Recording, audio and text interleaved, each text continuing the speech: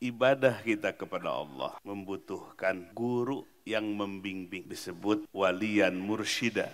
Surah Al-Kahfi ayat 17. Kita terlahir ke dunia ini punya tugas beribadah kepada Allah. Wa ma khalaqtul jinna wal insa illa liya'budun. Tidaklah aku ciptakan jin dan manusia kecuali mereka supaya beribadah kepada aku. Maka beribadah kepada Allah membutuhkan guru, pembimbing sekaligus contoh. Malam Jumat yang lalu Bapak membahas satu kitab yang dikarang oleh Imam Ibnu Qayyim Al-Jauziyah. Kitabnya Zadul Ma'ad. Kitab Zadul Ma'ad, bekal di akhirat nanti. Bekal tempat kembali, yaitu akhirat. Bab ihtiyaji bi'tsatir rusul. Kebutuhan yang mendesak hamba-hamba Allah ketika diperintahkan ibadah kepada Allah, butuh kepada utusan. Butuh kepada contoh.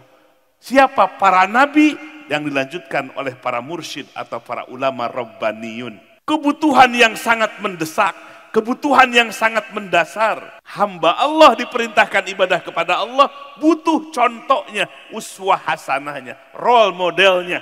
Tidak ada jalan bahagia dunia dan akhirat kecuali mengikuti Rasul. Mengikuti Rasul itu ada kelompok para nabi. Ada Rasul, bukan Rasul Allah. Rasul, Rasulillah.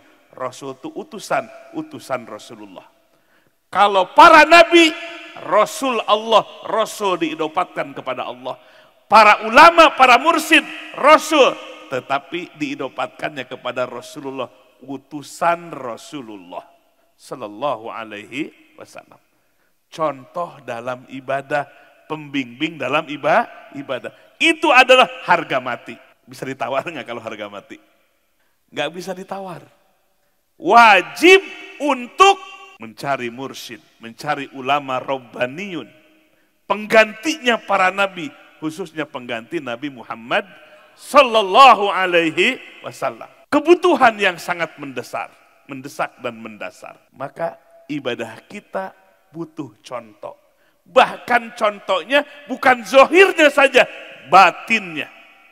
Bagaimana murid bisa menanamkan syukurnya, sobarnya, tawakalnya, ikhlasnya, ridhonya kalau tidak ada contohnya. Jadi contoh bukan hanya ruku dan sujudnya, hanya aspek fikihnya, tapi lebih daripada itu aspek batin atau ilmu tasawuf. Butuh contoh, butuh guru, butuh pembimbing. Bimbingan masuk kepada aspek batinnya, rohani dan kolbu kita. Itulah bimbingan dari seorang mursyid atau ulama rabbaniyun yang akan menggerakkan kolbu daripada para murid. Dan membimbingnya itu bukan hanya sebatas di madrasah, di majelis ilmu, tapi 24 jam.